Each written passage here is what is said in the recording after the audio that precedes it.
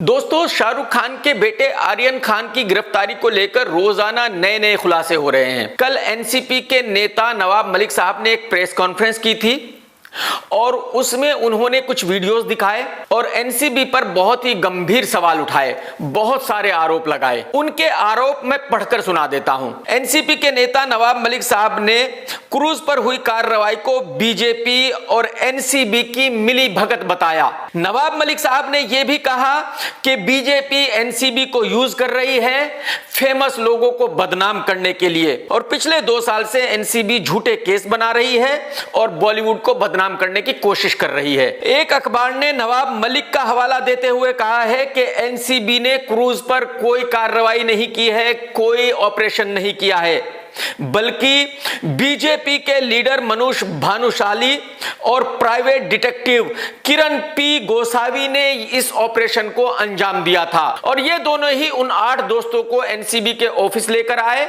और ऑफिसर्स के हवाले किया। एक दूसरा न्यूज़पेपर नवाब मलिक का हवाला देते हुए लिखता है और कहता है कि पिछले 1 महीने से क्राइम रिपोर्टर्स को यह न्यूज दी जा रही थी कि अगला नंबर एसआरके का है और एसआरके पर जल्दी ही बड़ी कार्रवाई होने वाली है। अब दोस्तों, सवाल इस बात का है कि भाई हम एनसीपी के लीडर नवाब मलिक साहब पर भरोसा क्यों करें? वो भी एक नेता है, हो सकता है कि वो बीजेपी को बदनाम करने की कोशिश कर रहे हो सकता है कि वो एनसीबी को बदनाम करने की कोशिश कर रहे हो। देखिए, आज सोशल मीडिया का जमाना है, हर चीज अवेलेबल है, तो हम तो बिना सबूत के किसी पर भी भरोसा नहीं करेंगे। तो चलिए दोस्तों, मैं और आप मिलकर सबूत ढूंढने की कोशिश करते हैं। अगर आपको याद है तो 2 अक्टूबर के शाम को यह न्यूज आई थी कि भाई आर्यन खान को उसके 7 दोस्तों के साथ गिरफ्तार कर लिया गया है।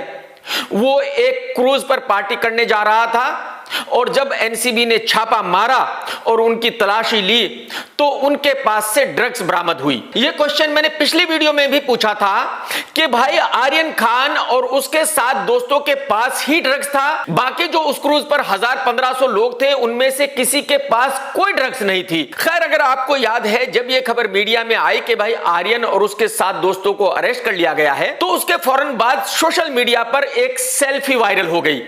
आप भी देखिए इस सेल्फी को। जब ये सेल्फी वायरल हुई तो पब्लिक को लगा कि भाई ये कोई एनसीबी ऑफिसर है जिसने आर्यन के साथ ये सेल्फी लेकर सोशल मीडिया पर डाली है। तो जाहिर सी बात है, पब्लिक भड़क गई। पब्लिक ने एनसीबी को बुरा भला कहना शुरू कर दिया। पब्लिक ने कहा कि भाई जब आप उस लड़के से इतने इंप्रेस हो कि उसको सुपरस्टार समझ रहे हो, उसके साथ सेल्फी लेकर सोशल मीडिया पर वायरल कर रहे हो, तो आप केस की जांच क्या करोगे?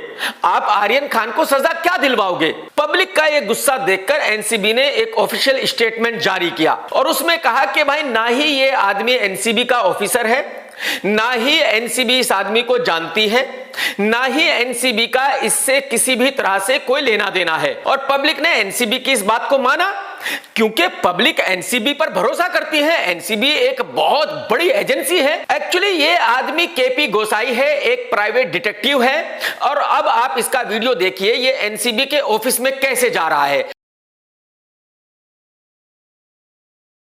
जैसे इसका एनसीबी ऑफिस में रोज का आना जाना है। और अब आप इसका ये अगला वीडियो देखिए, यही आर्यन खान को एनसीबी के ऑफिस के अंदर लेकर जा रहा है।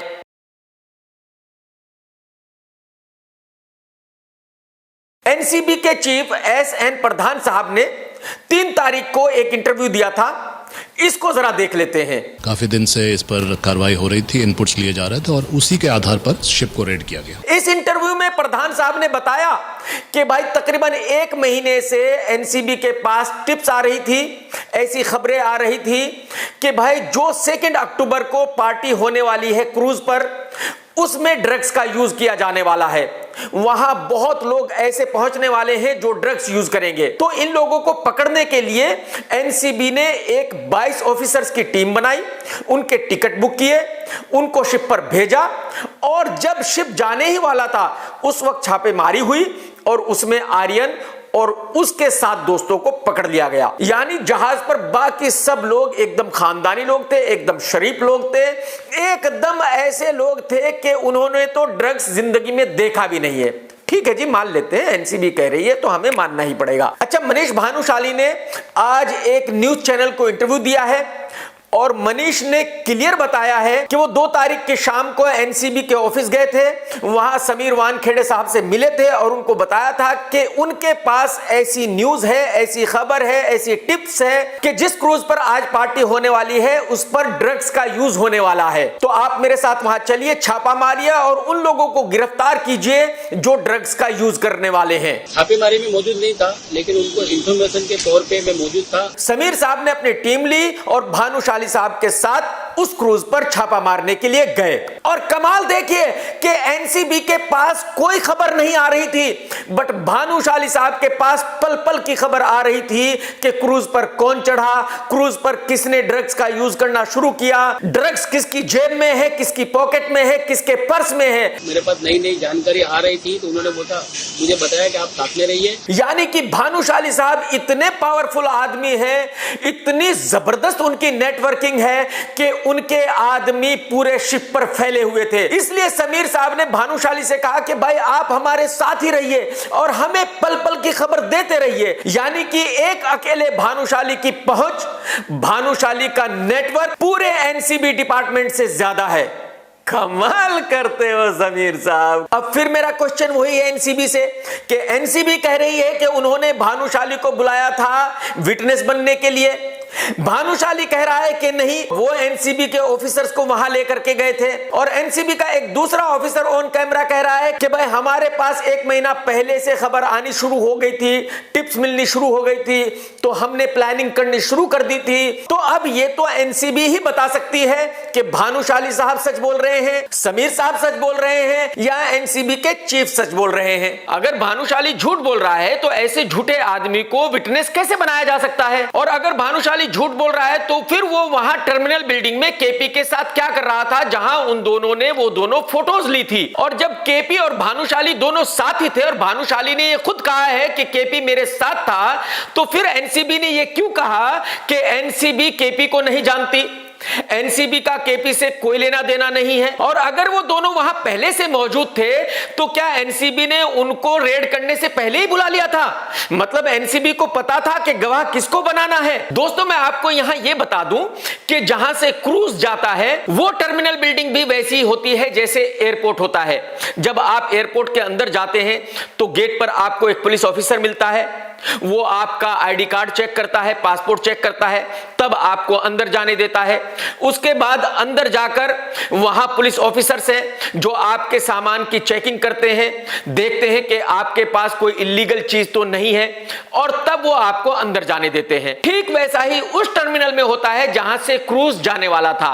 तो यानी जब आर्यन खान अपने दोस्तों के साथ वहां गया होगा तो पहले पुलिस वालों ने उनके आईडी कार्ड चेक किए होंगे, फिर उनके सामान की तलाशी ली होगी और अगर आर्यन खान और उसके दोस्तों के पास ड्रग्स थी तो पुलिस वालों ने उनको पकड़ा होगा और फिर पुलिस वालों ने एनसीबी के हवाले किया होगा। और अगर एनसीबी ने इन 8 दोस्तों को जहाज से पकड़ा था तो फिर टर्मिनल की उस बिल्डिंग में लाकर केपी और भानुशाली के हवाले कैसे कर दिया था जहां उन्होंने आर्यन के साथ सेल्फी खींची थी। यह तो कमाल की बात है कि एनसीबी ने इतने दिनों तक प्लानिंग की, 22 ऑफिसर्स उस जहाज पर गए, रेड हुई, सर्च हुई, उसके बाद सिर्फ आर्यन और उसके 7 दोस्तों को हिरासत में लिया गया और एनसीबी के 22 ऑफिसर उनको हैंडल करने के लिए काफी नहीं थे, इसलिए 2 प्राइवेट लोगों के हवाले उनको कर दिया गया कि भाई आप इनकी देखभाल कीजिए। कमाल करते हो समीर साहब। सर इसमें इतने लूप होल्स हैं कि किसी बेवकूफ को भी समझ में आ जाएगा कि एक्चुअली वहां उस दिन क्या हुआ था। दोस्तों अब आप ये वीडियो देखिए, वही केपी जिसने आर्यन के साथ टर्मिनल में सेल्फी ली थी वही उसको एनसीबी के ऑफिस लेकर आया है और वही भानुशाली जो केपी के साथ वहां था वही अरबाज को लेकर एनसीबी के ऑफिस के अंदर घुस रहा है।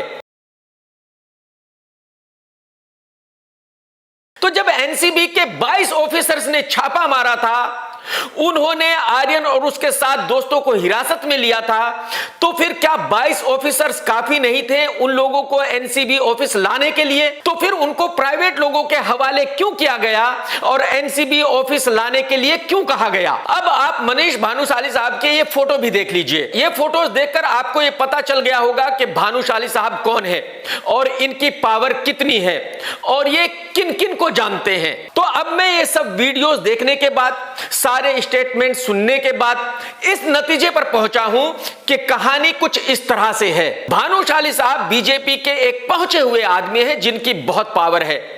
भानुशाली साहब को किसी ने सुपारी दी थी। भानुशाली ने एक प्राइवेट डिटेक्टिव केपी को हायर किया था।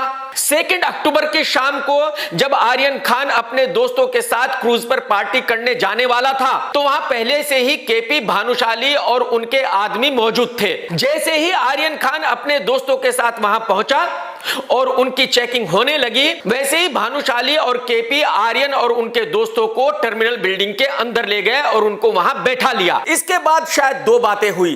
एक तो ये कि केपी और भानुशाली ने एनसीबी टीम को फोन किया और उनको टर्मिनल बिल्डिंग में बुलाया और फिर ये सब लोग इन 8 दोस्तों को एनसीबी ऑफिस लेकर के आ गए हैं।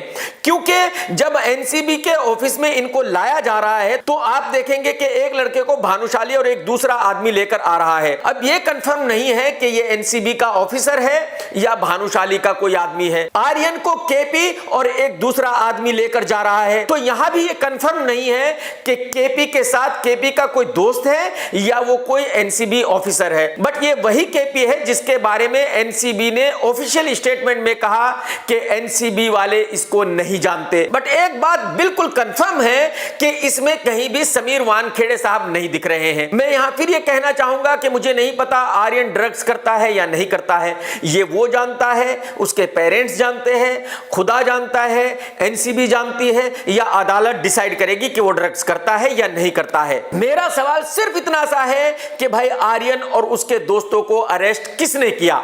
एनसीबी ने किया या भानुशाली और उसके साथी प्राइवेट डिटेक्टिव केपी ने किया? अगर भानुशाली और केपी ने आर्यन और उसके दोस्तों को हिरासत में लिया तो यह बहुत ही खतरनाक बात है। मैं आपको यह बता दूं कि जो आर्यन का दोस्त है अरबाज, उसका फादर एक लॉयर है और उसके फादर ने अदालत से रिक्वेस्ट की है कि टर्मिनल का जो सीसीटीवी कैमरा है उसकी फुटेज को देखा जाए ताकि पता चल सके कि वहां आर्यन और उसके दोस्तों को हिरासत में किसने लिया था, एनसीबी ने या भानुशाली और केपी ने। और मेरे ख्याल में जैसे ही सीसीटीवी फुटेज सामने आएगी वैसे ही दूध का दूध और पानी का पानी हो जाएगा।